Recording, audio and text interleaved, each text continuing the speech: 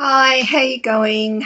I know you haven't heard from me for such a long time. I have been going through my own health battle.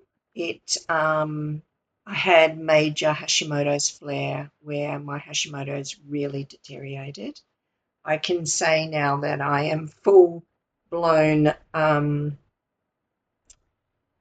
say I have probably declined down the scale of um, where you are on the Hashimoto scale of how advanced you are along in your Hashimoto's illness. So I just had a birthday, and with aging, that hasn't helped.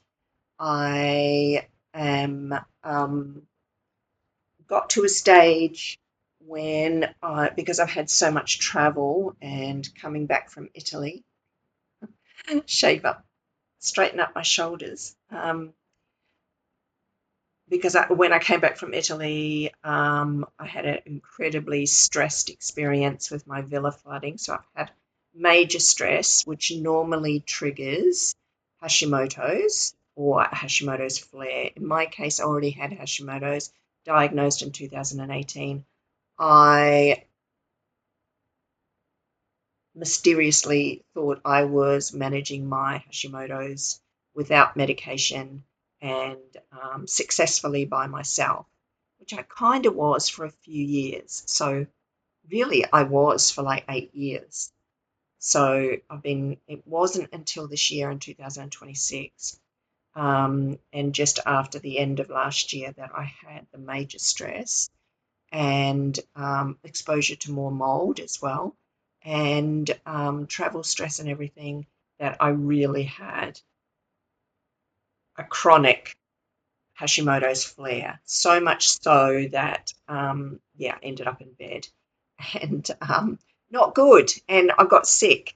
I got sick 4 times within 6 months of a viral virus and was in bed for weeks. So yeah, not good, not healthy. It's definitely not to do. I absolutely love longevity and biohacking, and nothing was helping. Not peptides, nothing was helping. The amount of supplements I was taking, and nothing was helping. And the reason being for that is with my supplements, it's low within my gut, low absorption rate. That is part of it. And not being able to absorb well. My selenium has been running on low for a very long time. I've still been going to the gym. I've still been working out. I've still been, maintaining my fitness to try and build my bone density. But gosh, it has been a real struggle. So I ended up going to the doctors here and I got on thyroid medication. I do, and that's just the standard T4 thyroid medication, which really didn't help my myxedema. So I've had myxedema swelling, which is like swelling in your fingers, swelling in your joints, like in my shoulders. I couldn't move my shoulders really well because I could feel the fluid in my shoulders. Anybody who's had major Hashimoto's flare may understand what myxedema is, and it's just holding fluid and not being able to lose weight. So part of this journey, I realized I was doing carnivore, then ketovore, then very low carb. It wasn't helping my Hashimoto's either, because those kind of things actually switch on your cortisol and make your body go into like a fight or flight and just hold on to everything, including fluid, to try and um, so the body can try and help itself. It won't go into that rest and relax mode. So that's what my body was doing. So I put on weight, no matter I was going to the gym and I was doing these diets, the ketovore mainly, which was very low carb, under 30 grams of carb a day. And I just kept putting on weight. Each week I would go into the gym and I was going up, so I started off at 63 and just kept on putting weight on weight, got up to 67 kilograms, and so upset, so annoyed, couldn't understand why this was happening. But yeah, if anybody has really suffered Hashimoto's and has been able to try and monitor and understand the extent of what you've got to go through, you will know what I'm talking about. So the T4 did not help. What really shifted the needle for me was T3, and I couldn't get that through my mainstream doctor. I have just travelled just recently. I've come back from Australia a week and a half ago, and I got all my tests, my thyroid tests done again. So I'm actually on doctor's prescribed thyroid medication, T4. My body is not a good converter though to T3, and that's if anybody's got Hashimoto's will understand exactly what I'm talking about. And I've been following the work of functional medicine doctors, Dr. Weston Childs, Dr. Isabella Wentz, and now namely it was Dr. Morley Robbins on the importance of copper deficiency whilst you have Hashimoto's. So the reason I know I have copper deficiency, I've got a quantum energy analyzer, one of these funny little machines. Yeah. So I don't think it's I don't think you should take it as rocket science. I think you should go and have your blood tests and all that. But I just use it as a tool along with my, this is a Ring-Con, not an Aura ring, but it tracks your heart rate variability, your sleep, which is really important when you have Hashimoto's to get good sleep. Just my exercise, my walking, my steps, my heart rate variability, my stress levels, super important. I've been more conscious of monitoring my stress levels. And I've also got a body composition scale, which I use to see my bone density. Not that it's 100% accurate either. None of these wearables are. But now foods copper glycinate. Me and my supplements, I'm on about 20 at the moment, but my body is not absorbing. My copper's getting low and lower. My B vitamins are getting lower and lower, my nicotinamide. And I take NAD plus peptide as well, injected. And I take injected daily GHKCU.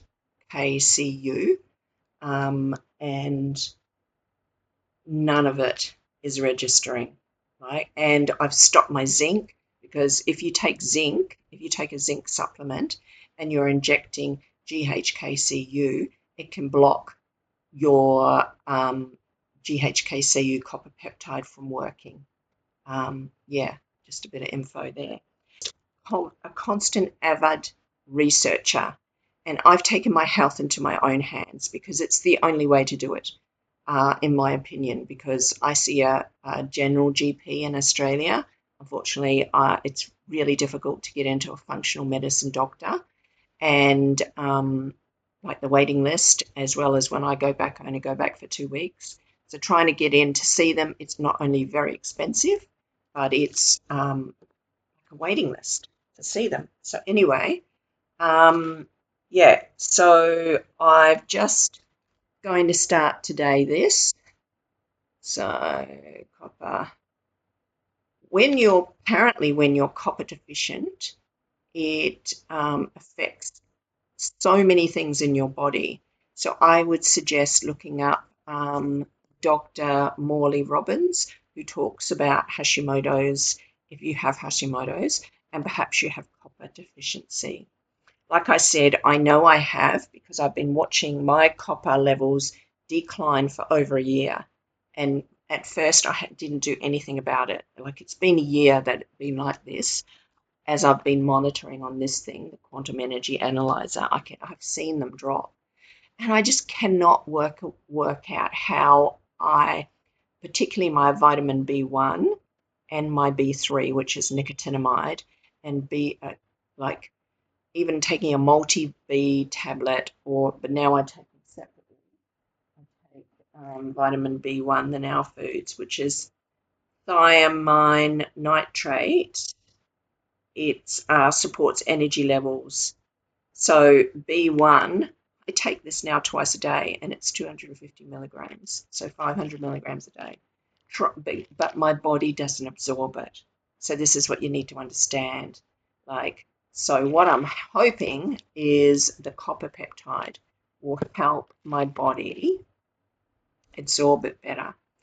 I've been wanting to give you more updates on the peptides, but please understand, peptides are not miracle workers. I've been on peptides now for over 2 years, where I swear by them, and they do. Like GHKCU does help your skin, and I do think it's helped my skin do other things as well, like I use castor oil, but I want you to understand that peptides are not going to do anything to help you if your hormones are out. So my hormones, I'm getting them optimized now.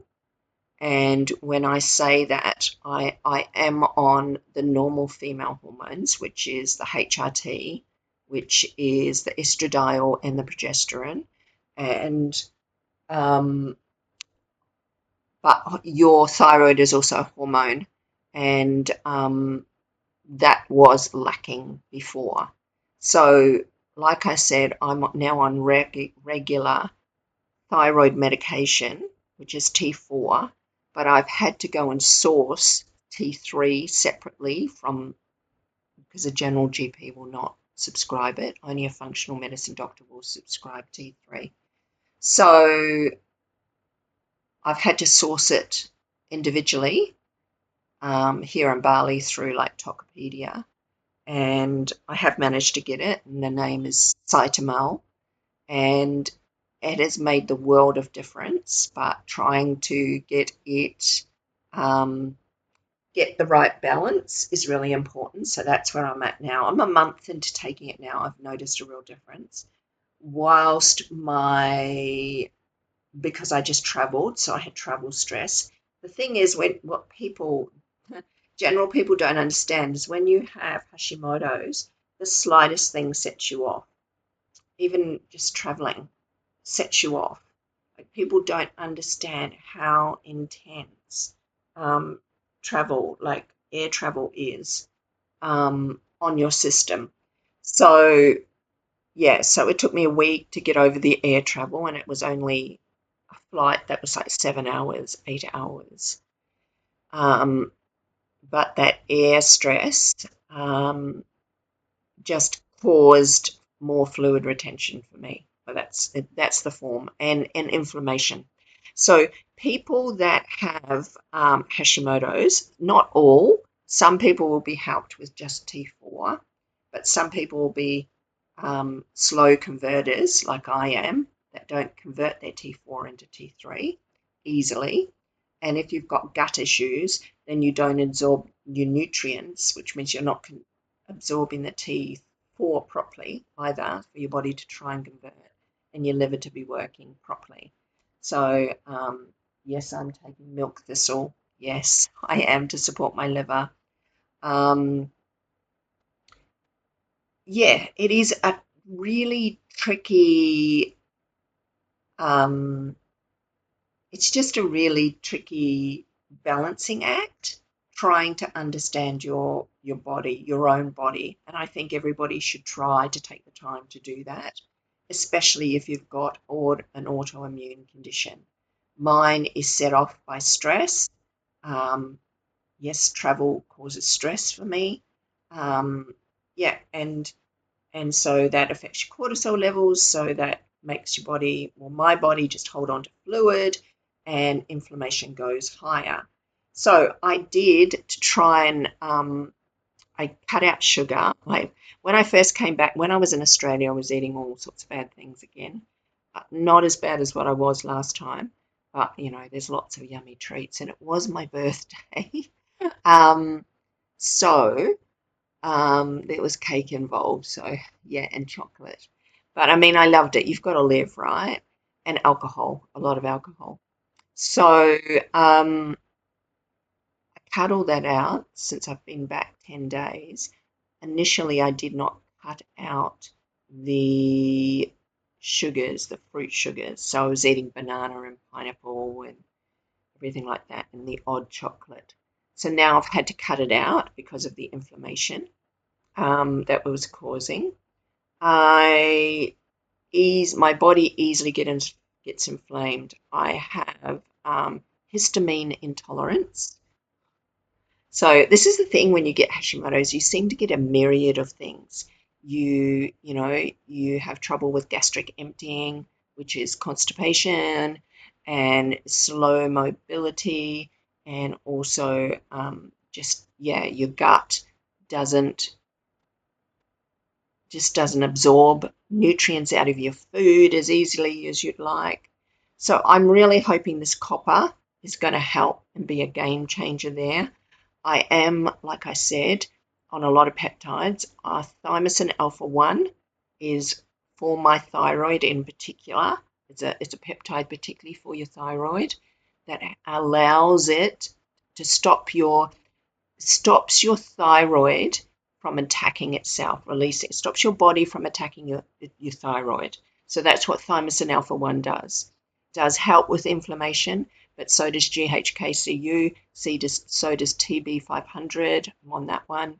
I'm on MOTC, and I'm on NAD Plus to try and help with mitochondrial health. They work on two different systemic avenues supporting each other, so they don't conflict. Okay, so there is a lot of benefit to them once you get your hormones right. So really, I'm only at the stage now of being 1 week back from Australia after the travel and raising my T3 medication and now supporting my health with also metformin. So I'm going to, now metformin is not something I really want to take all the time because it is a hindrance for when you train for building muscle. I'm trying to take it after dinner, after I've trained, so it doesn't affect me working out and doing my resistance training. But I will slowly move. I've just ordered low dose naltrexone, which is another medicine that is recommended by functional medicine doctors like Dr. Weston Childs, that you're taking you're microdosing it, a very low dose, that helps after a while build up in your body and stops the inflammation.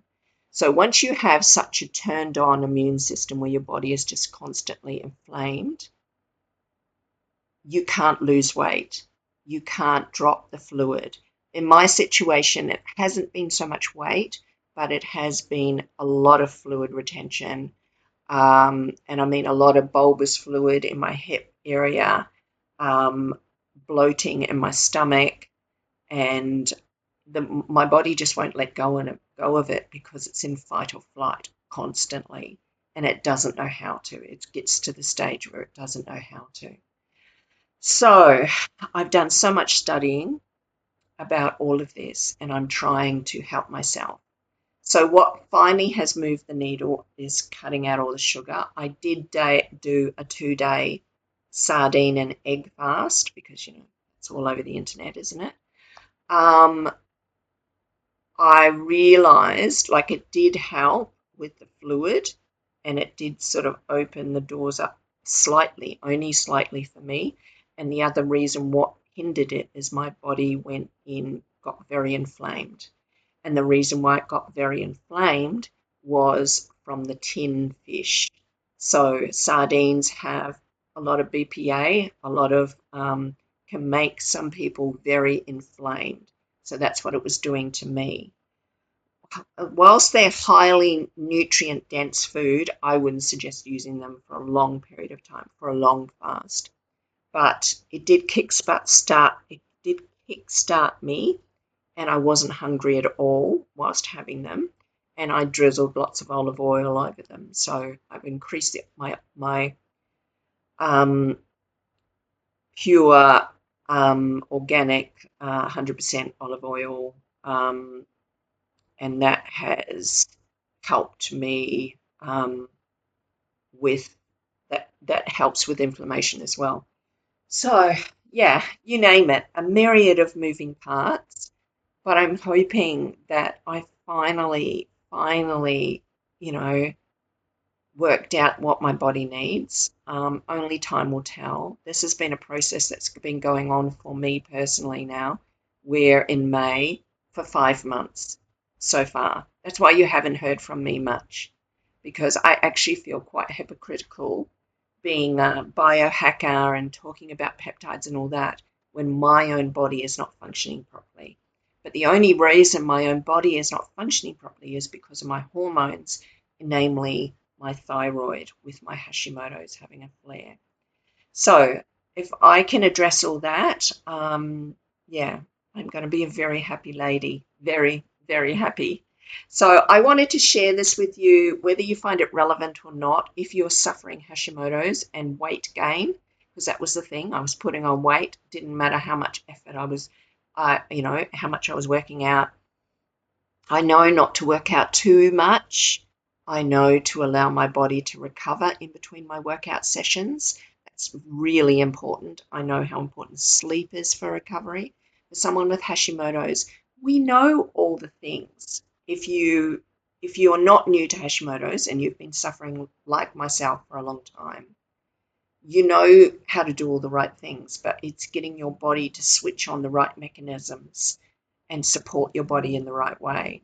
So that's where I am at now, and I really hope that yeah, these are the right switches and the right levers for my body to biohack it and get it working exactly the way I need it to work. But like I said, still a work in progress, but I feel like I can see the light now at the end of the tunnel. The metformin is helping with the joint inflammation, and like I said, that's needed at the moment. I will eventually drop that for low dose naltrexone, because that's meant to be a thing that helps. I'm also taking high dose, it's called Nigella sativa. Here in Bali you can get it. It's actually quite cheap. Nigella sativa, it's black seeds. Black seeds. So I'm actually taking 2,000, am I taking over 2,000 milligrams a day. That's another thing that's meant to support your thyroid. But we're only about a month into it, and apparently it takes 3 months. Okay, so we'll keep going with that. Okay, I'm going to touch back when I know more and give you updates to my progression. I will show you the quantum resonance magnetic analyzer and see if results do change or swing around on that, which I'm hoping. Because at the moment, this May is going to be dry for me, no alcohol. I have a friend coming and my daughter coming next month, so that might evolve a little bit, a few drinks with dinner. But, you've got to live, don't you? Still got to live your life. So, yeah, that's where I'm at. Thank you very much for listening. If you like this information, please hit the like button or subscribe and follow along. I don't post very often. I only post if I feel like I could possibly help somebody, even one person, with this journey of trying to manage your own health, especially with Hashimoto's. Okay, see you later. Bye.